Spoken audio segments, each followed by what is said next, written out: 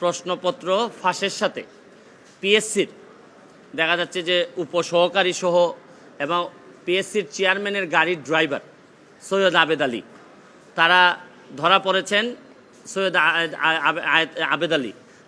আবেদ আলী সাহেবের স্টেটমেন্ট আমি দেখলাম, দেখে উনি বলছেন যে এই প্রশ্নপত্র ফাঁসের যে টাকাটা ইনকাম করছেন এটা নাকি আল্লাহর রাস্তায় ব্যয় করছেন।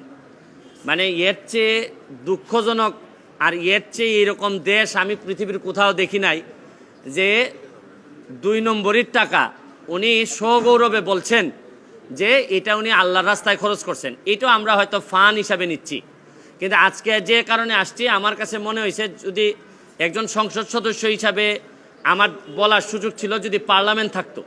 পার্লামেন্ট যেহেতু নাই, এটা আমার বলার সুযোগ আপাতত আমি পার্লামেন্টে পাচ্ছি না। পার্লামেন্ট যখন হবে তখন হয়তো আমি এটা বলতে পারবো। এখন আমি একজন ব্যারিস্টার হিসাবে আমার বিভিন্ন আইনগত ব্যবস্থা নেওয়ার সুযোগ আমার আছে। এখানে পিএসসির চেয়ারম্যান সাহেবের ড্রাইভার উনি প্রশ্নপত্র ফাঁসের সাথে জড়িত, এর মধ্যে উপসহকারীও আছেন। তো উনি ড্রাইভার থাকাকালীন সময়ে পিএসসির চেয়ারম্যান অনেকেই ছিলেন।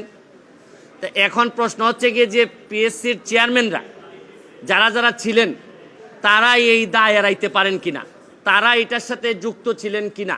এখন আমার ড্রাইভার আমার যদি ব্যবসাপাতি করে অথবা ড্রাইভারের মাধ্যমে ওনারা টাকা নিয়েছেন কিনা এটা ভালোভাবে দেখতে হবে। কারণ ড্রাইভারে ধরার পর যদি এটা ধামাচাপা পড়ে যায়, আরে ড্রাইভার করছে এটা বুঝেন না, হয় অনেক সময় এইগুলা বলে কিন্তু চাপা দেওয়ার একটা প্রক্রিয়া থাকতে পারে।